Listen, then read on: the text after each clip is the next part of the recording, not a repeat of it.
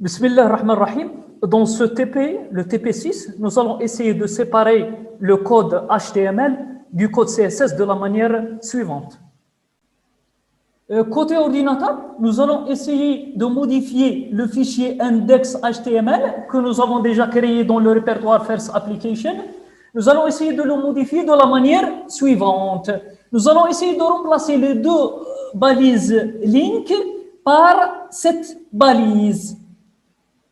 La balise link, je rappelle que la balise link permet d'établir un lien entre ce document HTML et un autre document externe. Le type de cette relation, c'est une relation style sheet, c'est-à-dire que c'est une relation de présentation ou de forme. Le lien ou bien le chemin du fichier avec lequel le document index a une relation, nous allons le mettre comme valeur de l'attribut href. Donc le chemin du fichier ou bien le lien du fichier, c'est style.css. Nous avons mis uniquement le nom du fichier parce qu'il se trouve dans le même répertoire ou le répertoire courant du fichier index.html. Donc il s'agit du fichier style.css. Le type de ce fichier, texte CSS. D'accord? Nous allons voir maintenant le contenu de ce fichier style.css.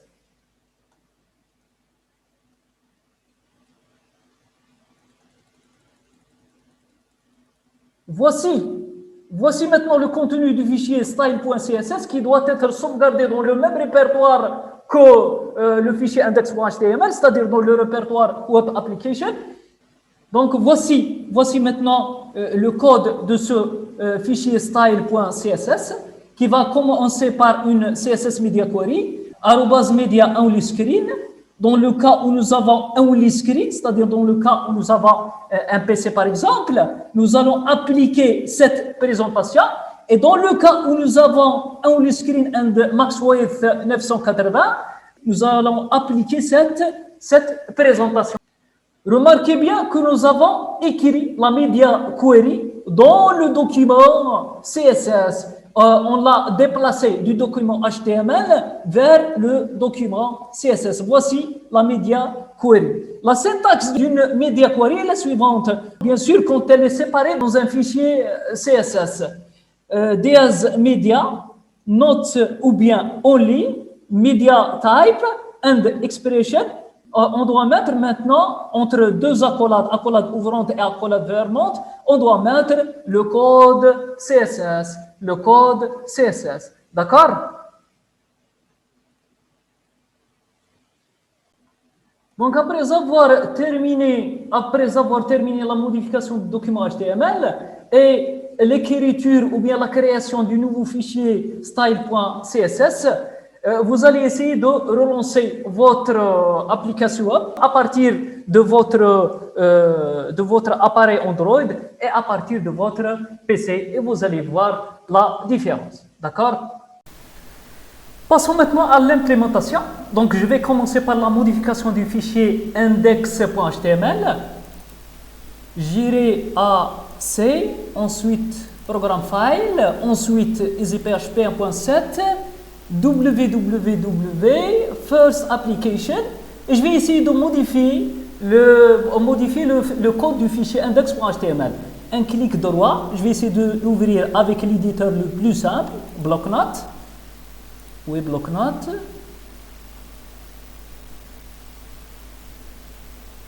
Voici bloc-notes.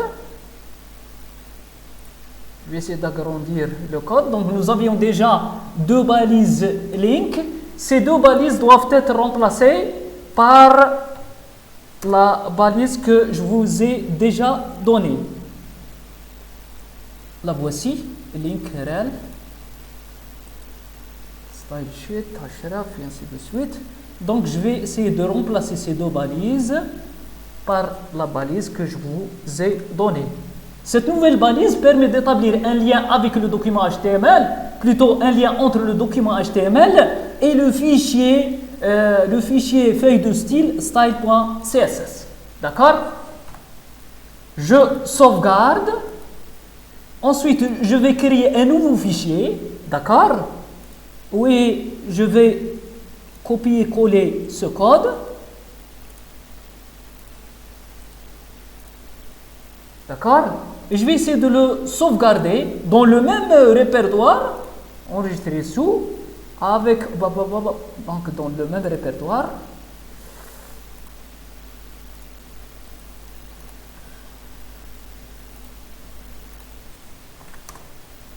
Je vais tous les fichiers, avec quel nom? Avec style.css, d'accord? Je vais mettre le nom. N'oubliez pas de mentionner tous les fichiers pour pouvoir garder cette extension .css. Et j'enregistre. Je vous rappelle que qu'est-ce que nous avons fait? Je vais essayer d'ouvrir.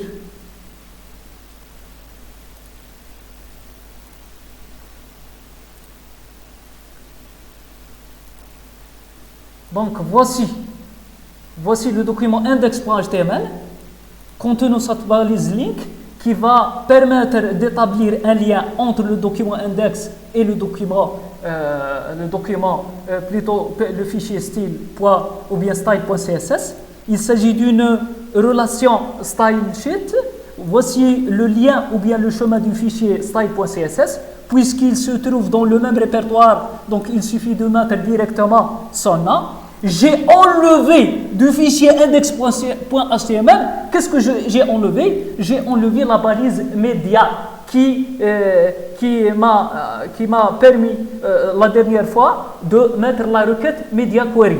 Donc les requêtes media query ont été enlevées du fichier index et ont été écrites dans le fichier CSS. Voici la media query introduite dans le nouveau fichier CSS. Diaz media only screen, c'est-à-dire dans le cas où nous avons inscrit only dans ce cas-là, c'est-à-dire seulement dans ce cas, nous allons appliquer cette présentation CSS. Et only dans ce cas, c'est-à-dire dans le cas où nous avons screen and max width 980 pixels, cette description qui correspond à une description d'un appareil Android ou bien d'un smartphone, d'un portable, d'accord, d'un téléphone portable. Dans ce cas-là, nous allons appliquer ce style ou bien cette forme ou bien cette présentation. Voici la media query écrite dans un document séparé, un document CSS séparé. Ça commence par Diaz media, only ou bien not. Dans ce cas j'ai utilisé only et je mis le media and expression. Le média dans ce cas-là c'est screen, c'est-à-dire un écran, ça peut être un PC ou autre chose. Dans ce cas-là nous avons screen and max width. Je rappelle que cette description correspond à un téléphone mobile. D'accord? Je sauvegarde bien sûr. Et qu'est-ce que je vais faire maintenant? Je vais essayer de lancer le site web à partir de mon PC et à partir de mon appareil Android. Je commence par le PC. Je dois lancer le serveur, plutôt je dois lancer EasyPHP. Le voici. Je dois vérifier que les deux serveurs, donc j'autorise. Je dois vérifier que les deux serveurs sont actifs. Les voici, le serveur Apache et le serveur MySQL. Un clic droit sur l'icône EasyPHP, j'irai à Web Local, je clique sur First Application et voici la page index.html qui va apparaître avec une taille 12 et avec une couleur de fond bleue. D'accord? Maintenant, je vais essayer de lancer le même site web à partir de mon appareil Android. D'accord? Je vais tout d'abord le transformer en un point d'accès. Connexion. Point d'accès. J'active le point d'accès mobile. Ensuite, je vais essayer d'établir un lien entre mon PC et le point d'accès. Se connecter.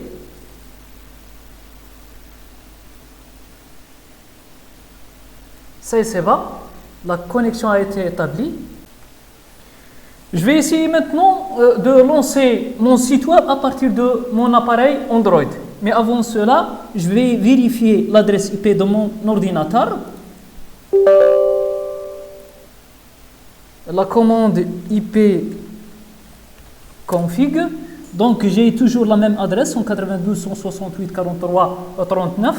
Je vais essayer de la saisir sur mon navigateur web. Donc je sélectionne Chrome par exemple. Attention, il a gardé l'ancienne page hors connexion. Donc je vais effacer l'historique pour relancer la page à nouveau. J'irai à historique et j'efface les données de navigation. Je clique effacer les données pour pouvoir actualiser ma page. Hop. Je vais saisir l'adresse IP une autre fois. 192.168.43.39. D'accord? Et j'aurai cette page. Je clique sur First Application. Voici ma nouvelle page affichée avec un fond jaune et avec une écriture de taille combien? De taille 40. D'accord?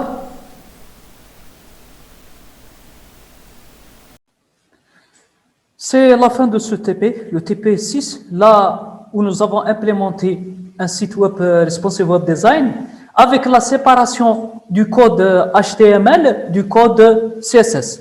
La prochaine fois, Inch'Allah, nous allons essayer d'implémenter une application web dynamique,